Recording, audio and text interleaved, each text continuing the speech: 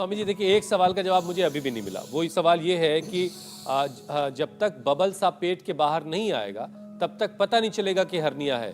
तो क्या ऐसा भी मुमकिन है कि अंदर से झिल्ली फट गई हो और जो इंटेस्टाइन है, जो बड़ी आंत और छोटी आंत है, उसका थोड़ा हिस्सा बाहर की तरफ आ रहा हो? तो क्या ये कोई तकलीफ की बात भी है? इससे कुछ पेन वगैरह भी होता है? हाँ, थोड़ा सा पेन होता है जब जहाँ वो आंत की झिल्ली ढीली भी पड़ेगी ना, पहले पूरा बबल सा बाहर नहीं आएगा। ज़्यादातर तो दोनों तरफ इधर से शुरू होता है या नाभि के पास से शुरू होता है।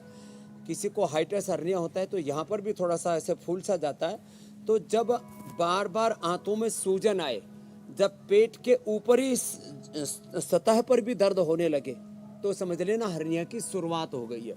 तो इसकी इंतजार ना करें कि जब तक वो लड्डू सा बाहर नहीं निकलेगा तब तक संभलना ही नहीं है।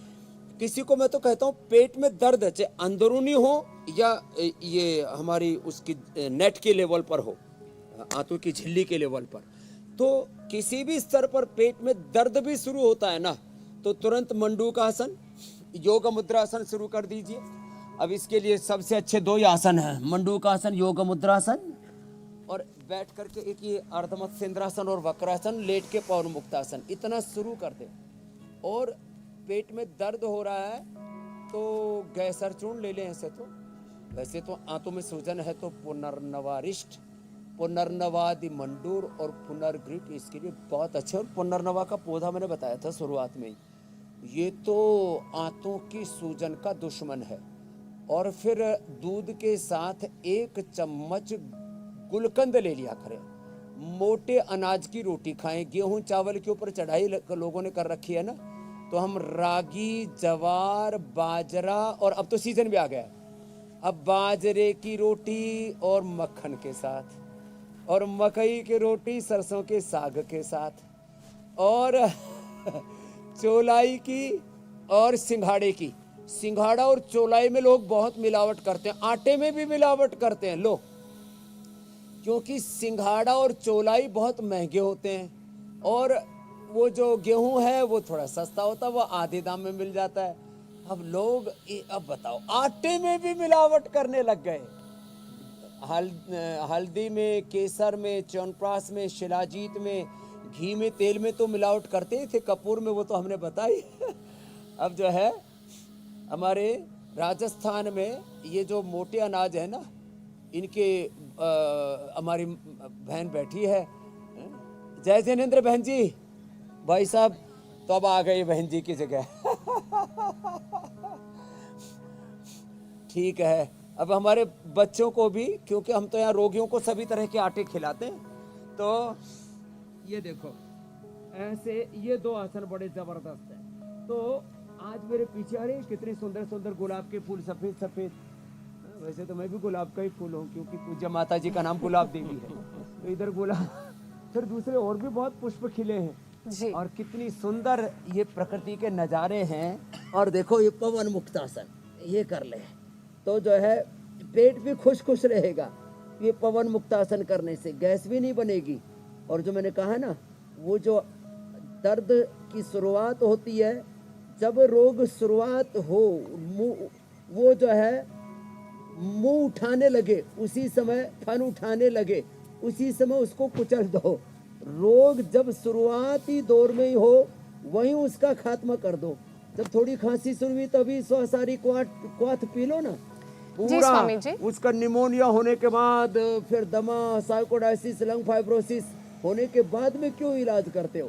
पहले से ही शुरुआती दौर में ही BP, sugar, thyroid, asthma, arthritis, वात, पित्त, कफ, त्रिदोष और पाचन तंत्र के रोगों को, चाहे वो कॉन्स्टिपेशन हो, चाहे कोलाइटिस हो, चाहे पाइल्स, फिशर, फिस्टुला हो, जी मेरी बहन ज्योत्सना जी, शुरुआती दौर में उनको मिटा लेंगे तो कम समय लगेगा, डैमेज ज्यादा नहीं होगा।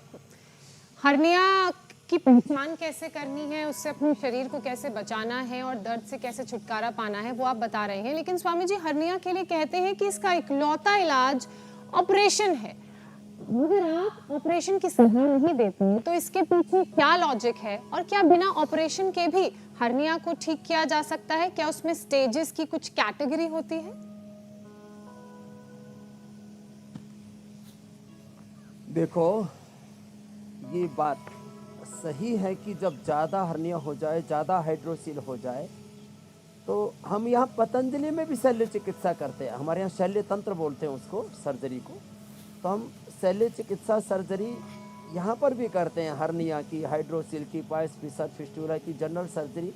और अगले साल तो एडवांस सर्जरी भी हम शुरू कर देंगे। लेकिन मैं सर्जरी को अवॉइड करने के लिए कहता हूँ। अच्छा, जो बचपन से शीर्षासन करेंगे ना, उनको तो हर्निया होगा ही नहीं। देखो किस तरह से आंतों को अच्छा करता है ये शीर्षासन, ये ज़रा आपको देखने को भी मिलेगा इसमें। शीर्षासन से आंखें अच्छी होती हैं, ब्रेन के रोग दूर हो जाते हैं, मस्तिष्क के रोग, ब्रेन डिसऑर्डर्स, आइज़ की प्रॉब्लम्स, कानों की प्रॉब्लम, ये एंटी एजिंग भी है, इससे इनफर्टिलिटी भी दूर होती है लेडीज़ को। फिर उसके साथ संतति सुधा नारी कांति वटी सिरप 10 मूल दे देते हैं, फलघृत। और जड़ी बूटियों में तो शिवलिंग पुत्र जीवक हमने कई बार बताया। ये पुरुषों को यौवनामृत यौवन ग्रिड देते हैं, इनफर्टिलिटी भी दूर होता है। लेकिन इससे हर्निया दूर होता है। देखो सांस को बाहर छोड़ के पेट को अंदर खींचते, देखो ऐसे, ये बाह्य प्राणायाम भी इसमें हो जाता है, मूल बंद उड्डयन बंद भी लग जाता है। तो हर्निया को 90% तक टाला जा सकता है। और जो हर्निया में थोड़ा दर्द होता है तो उसमें हींग को पानी में घोल के और कपड़े पर लगा करके और उसको पट्टी बांधे तो तुरंत दर्द भी ठीक हो जाता है। और ये भूमि आंवला, पुनर्नवा, मकोय, और इसमें खास करके अमरूद और अनार के पत्तों के रस से, कई लाइव एग्जाम्पल मैंने इंडिया टीवी पर दिए हुए हैं कि इससे हर्निया अच्छा हो जाता है। और लोगों का हमने हर्निया पूरा ठीक किया हुआ है। तो 90% तक लोगों को बचा लेंगे। इसमें हम सर्वकल्प और कायाकल्प का काढ़ा भी पिलाते हैं, यह भी बड़ा ज़बरदस्त है। एक सर्वकल्प और कायाकल्प का काढ़ा, और इसकी बस्ती भी देते हैं, इसका एनिमा भी देते हैं। तो 2 आसन खास, मंडूकासन, दोनों मुट्ठियां बांध करके ऐसे और ऐसे, दोनों ही तरह से। और ये बाह्य प्राणायाम, श्वास को बाहर छोड़ दिया, पेट को अंदर खींचा और फिर झुके, तब ये पूरा इसका लाभ मिलेगा। तो जो रोज ये प्रिवेंशन भी है और ये ट्रीटमेंट भी है। जो पहले से ही मंडूकासन, पवन मुक्तासन, ये 2 आसन तो हम हर रोज करके दिखाते हैं। इनको 2 को कर लेंगे, कभी भी जिंदगी में हर्निया नहीं होगा, कभी भी जिंदगी में बीपी शुगर की प्रॉब्लम नहीं होगी, कॉन्स्टिपेशन, कोलाइटिस, आईबीएस नहीं होगा, fatty liver, liver cirrhosis, hepatitis, liver kidney failure की नौबत नहीं आएगी। नहीं तो लोगों का क्रेटिनिन बढ़ जाता है, एसजीओटी, एसजीपीटी बढ़ जाता है, जॉन्डिस बहुत ज़्यादा बढ़ जाता है, बहुत बुरी हालत में लोग फंस जाते हैं। तो मैं कहता हूँ 90 से 99% हर्निया को, ऑपरेशन को, हाइड्रोसील के ऑपरेशन को, पाइस फिशर फिस्टुला, घुटने के ऑपरेशन को, कमर के ऑपरेशन को, आंख कान के ऑपरेशन को टाला जा सकता है। और इसके लिए हम एक तरफ आई grid, year grid, लिवो grid, Reno grid देते हैं, एक तरफ बेडानी गोल्ड ऑर्थो ग्रिड देते हैं, ये घुटने कमर आदि का ऑपरेशन टालने के लिए। वहाँ योग भी सिखाते हैं। तो मैं तो सबसे कहूँगा जो है, आप योग को अपनाइए।